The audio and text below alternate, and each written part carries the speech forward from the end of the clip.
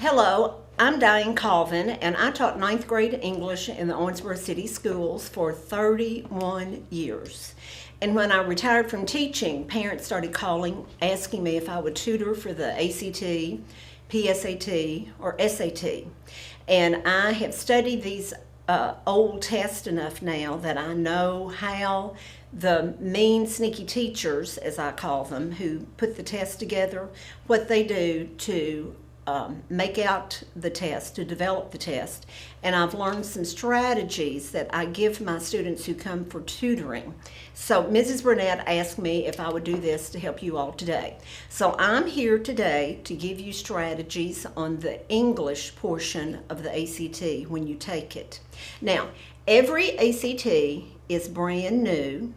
They develop new passages for every test, but these retired educators who make out the test, expect you students to know and utilize every grammar rule that you have studied since fourth grade. That includes every grammar rule for every punctuation mark, your subject-verb agreement, your principal parts of verbs, your pronouns, your run-ons and fragments, your connectives, your modifiers, your consistency of tense, predication, parallelism, and transitions. That's all the grammar that they expect you to know. The other part of your English is rhetorical skills. And the rhetorical skills covers your writing strategies. And when your teachers give you a writing assignment, they expect you to organize it well. They expect you to follow through with your writing purpose that you have, and they expect you to use correct word choice. So today I want to give you some strategies. Now, the first thing I want to say is that on the grammar, they're going to test you on usage and mechanics. So they're going to have 10 punctuation questions. They will have 12 questions on grammar and usage. And students, usage refers to should you use effect or affect? Should you use between or among? Should you use altogether, one word, altogether, two words? That's what we mean by usage. Sentence structure, run-ons, fragments, dangling participial phrases, dangling adverb clauses, this type thing. They will have 18 questions on that for a total of 40 questions on usage and mechanics. Then the rhetorical skills, again, that's writing. They're going to have 12 questions on writing strategy. They will have 11 questions on organization, and they will have 12 questions on style. And all of these questions will be interspersed. You never know which one, how they're going to have those. Now, something important I want to urge you all. Students, go to bed early the night before you have the test. If you don't get a good night's sleep, you will be so sleepy that you will not be able to concentrate on the test. Then, I want you to eat breakfast the morning of the test. You know, get some food in your stomach so that your brain will be operating at full power. When you're answering the questions, if you come to a question that you have no idea what the answer is, and you're going to have to guess, the strategy you need to use for that is always use your same two letters. Now, on the English portion of the test, your answers will always be A, B, C, D, F, G, H, J. When these retired educators who develop the test finish with the test, they will go back to make sure that they will have an equal number of each letter. So that's the reason you need to use the same two letters, like B, G, B, G, or maybe C, H, C, H. Don't just guess all over the board, or you might miss all of them. Be consistent when you are guessing. Now, a time-saving tip that I want to give you. As you take the test, Place your answers on your test booklet itself as you go through the English. You're going to have 5 passages in English. So mark your answer on your test booklet, and then when you finish with passage 1, with your first 15 questions, then go back to your answer sheet and bubble in for those 15. You will save seconds by placing your answers on the answer sheet in blocks. So then when you finish with your answer sheet for the first 15, return to putting your answers on your your test booklet, and do that for the next 15 questions. On the math, work your problems page by page, and then put your answers. Again, that's your one time saver on that. Now, here is what the English looks like. Students, it's important for you to understand your questions are underlined in the passage. All the wording and all the punctuation not underlined will be correct writing. Now, I've had many students tell me that they think they don't need to read what is not underlined, but you must read that because it is correct grammar. You will have to read that to answer your verb questions, subject-verb agreement, do your punctuation, or anything like that. Now, it's important for you to understand throughout your passages, you're going to have some blank space on your test booklet. That blank space is there to provide the room that they need for your question and your possible answers. Now, here is question number 7, and here are the possible answers for that. So they left this amount of space blank because right here is question 8, and here are the possible answers for question 8. And they left that blank space because right here is question number 9, and here are the answers for question number 9. Now, a strategy that many students have told me that helps so much, on the ACT, they're going to have paragraphs about 2 inches long. 2 inches long. This line right here on this page is part of the paragraph that is above it. And then these lines right here also go with this paragraph. So you're going to have to mentally move this up. I had one student tell me one day, thank me for the little tip about the length of paragraph, and his quote was, "Miss Colvin, it worked like a charm on that test Saturday." Every paragraph will be indented on the ACT. So please remember that. Now, when it, when it comes to writing, the first sentence of each paragraph will be your topic sentence. So on some passages, you might have to put the paragraphs in order. So always return to your first paragraph of the passage. Read that first sentence and ask yourself, has every paragraph in this passage been about whatever that sentence says? And then if it's not, that is not your first paragraph. On some tests, they will number the sentences within a paragraph, and they will, at the end of the paragraph, they will ask the rhetorical question, for the sake of the unity and coherence of this paragraph, sentence number whatever needs to be placed where? And you simply put them in the order. That should not give you any trouble. Something else that I've noticed on the ACT, with the punctuation, commas and dashes normally come in pairs. Now, I do not mean that a comma will be paired with a dash. I mean a comma will be paired with another comma. You will have a dash paired with another dash. They do not have a dash question on every test. They normally have a dash on maybe 2 tests throughout the year. Students, as you read through these passages, please, after you select an answer, take the seconds that you need to go back and read your sentence to make sure that it sounds correct.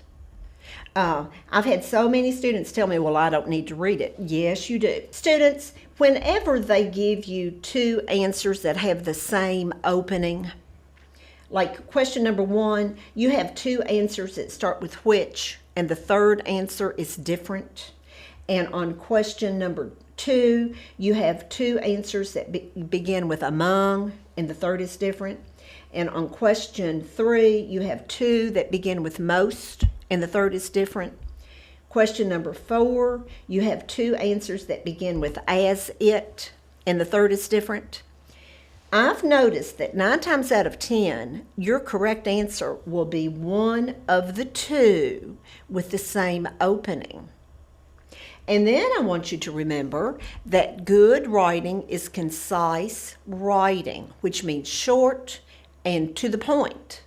So 9 times out of 10, your correct answer will be one of the two with your fewest number of words. Let's go through passage 1. Typical diseases associated with overweight people are hypertension or high blood pressure, atherosclerosis or fatty deposits in blood vessels, which restrict the flow of blood, and coronary heart disease. Students, you don't need all these other words, and your answer cannot be leaving it because you don't, that doesn't make sense. The next sentence reads, other diseases occur far more often among the overweight than among persons of normal weight. Now, it has to be this among persons of normal weight because of parallel structure. They really stress parallel structure just as your English teachers do. Now, question 3. Most people who are trying to lose weight are doing so mainly for social reasons. For today's informed society, fat is no longer a symbol of good health and prosperity as it once was. And it needs to be as it once was because we're talking about the word fat in that sentence. And it also keeps a person from looking their best. Now, students, we live in a society today when we must be politically correct. When you go to your answers for something like this, always choose his or her, he or she, himself or herself, him or her, because we have to be politically correct and have both sexes mentioned. All right, our next question, number 6. Says, as do, incidentally, being underweight. Now, the correct answer here is J, as does, comma, incidentally, comma, being underweight. There is our first example of commas coming in pairs, and you could omit the word incidentally from that. You do not have to keep that, so that would be one way that you could select that.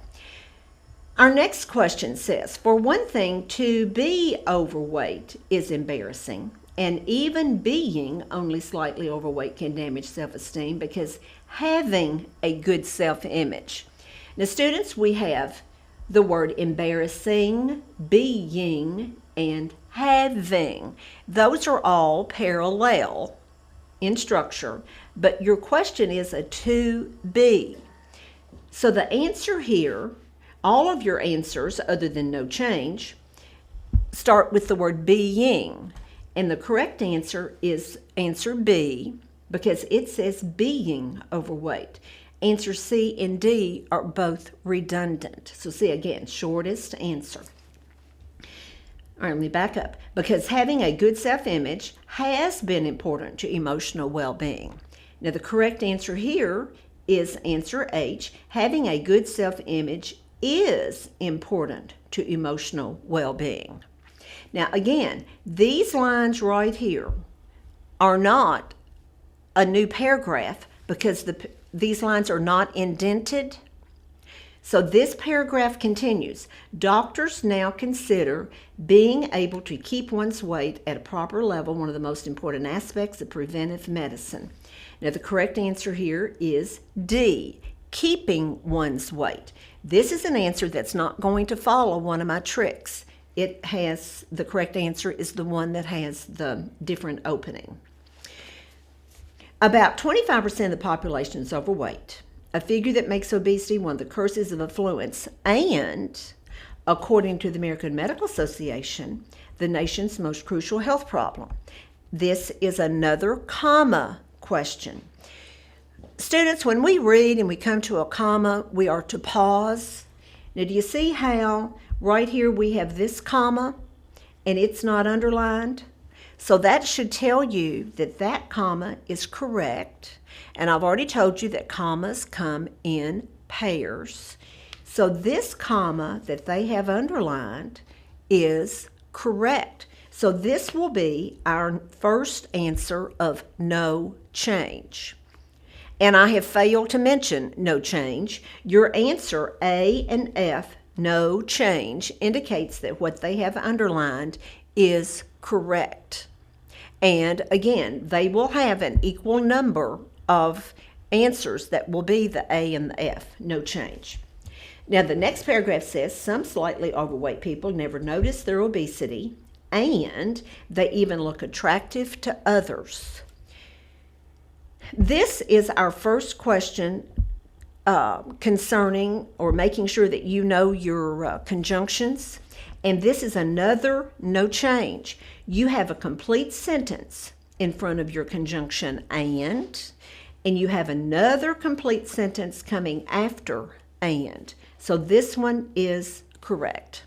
Now, the next question is our first rhetorical question, making sure that you know when to use your different conjunctions and or conjunctive adverbs. They have the word therefore underlined. So what they're asking is, does the sentence that I just read cause the next sentence? The paragraph states, some slightly overweight people never seem to notice their obesity, and they even look attractive to others. Therefore, mortality rates among even the slightly obese are significantly higher. The word therefore means one thing happened and something else is a result. The word therefore here is not the correct answer. Now, your possible answers for this question are, however, for this reason, and consequently. Now, I've noticed with the many tests I've seen, quite often one of your options will be a synonym to the word that they have underlined. For this reason means the same thing as therefore. Consequently means the same thing as therefore.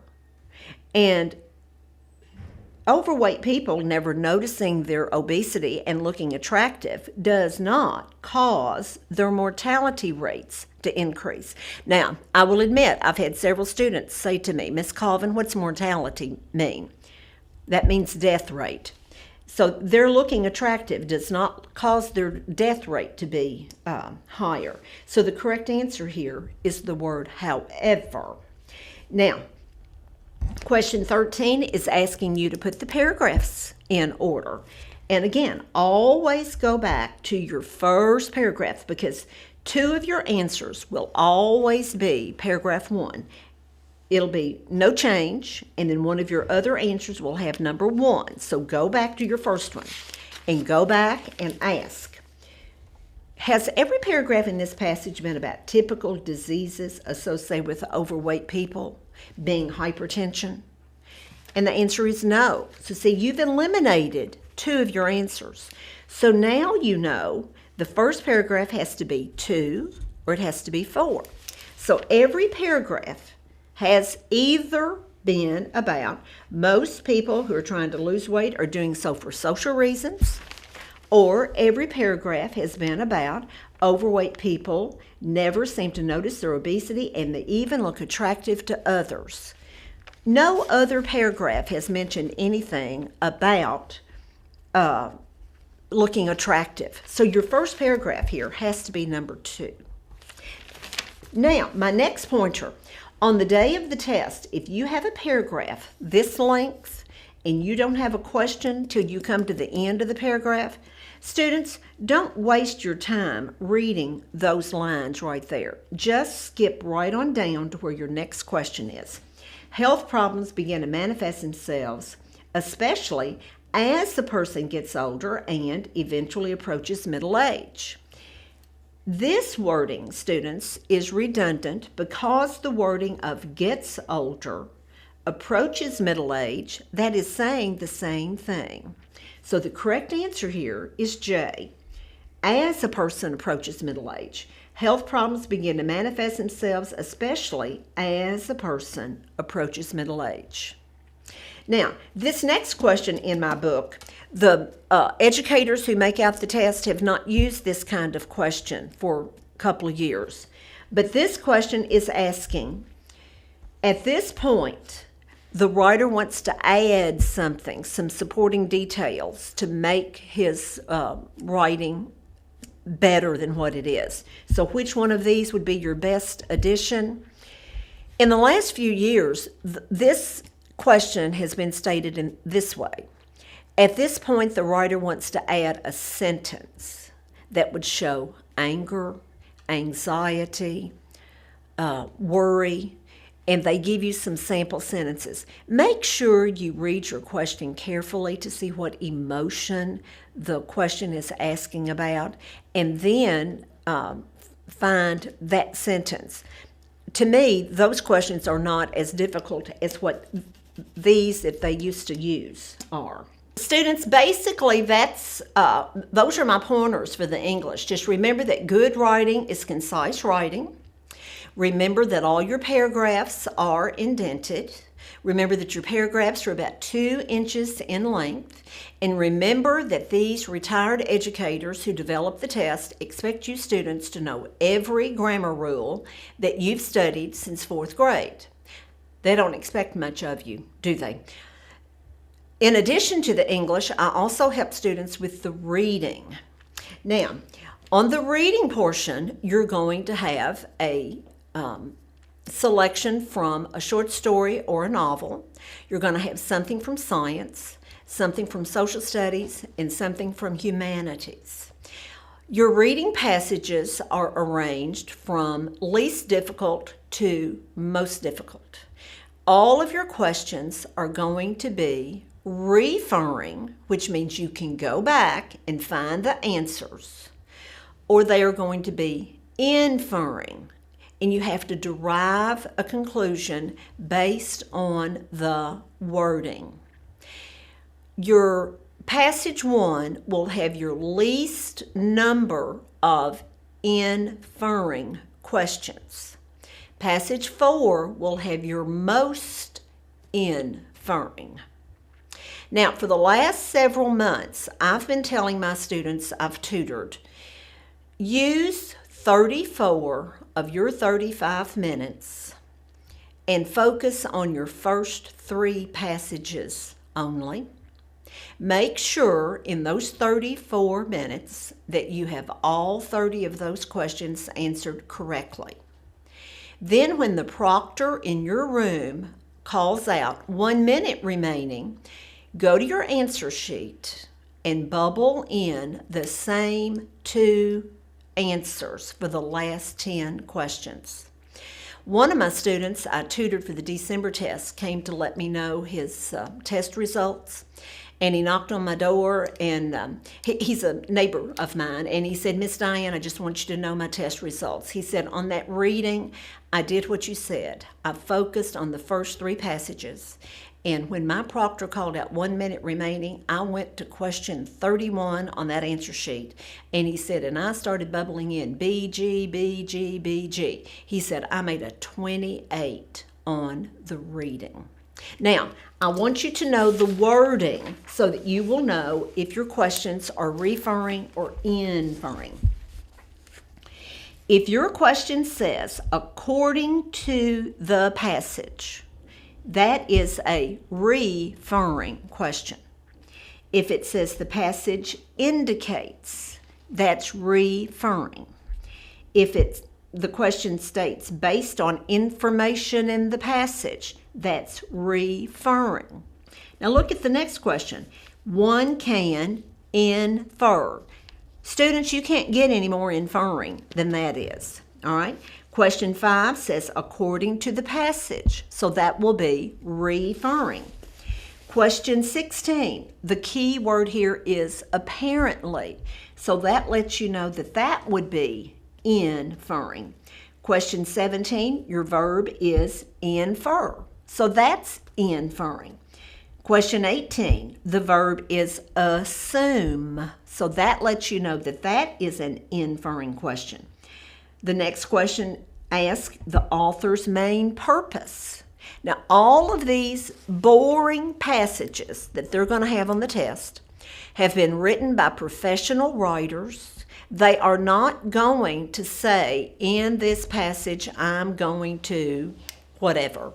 So if they're asking about the author's purpose, that's inferring. Question number 20, the verb is imply. So you know that that is an inferring question. And students, something else that makes the reading more difficult, the questions are not in order of the passage. One time I took one of the tests and I found the answer to the last question on one passage in the last sentence of the first paragraph. Now, if these questions were in order of the passage, that would make it so much easier on you. But see, they're not going to do that. You know, they want to make the test tricky. Now, please remember, good writing is concise writing. Remember that on the reading, your questions are going to be referring or inferring. And I just wish you the best of luck as you take this test. Thank you.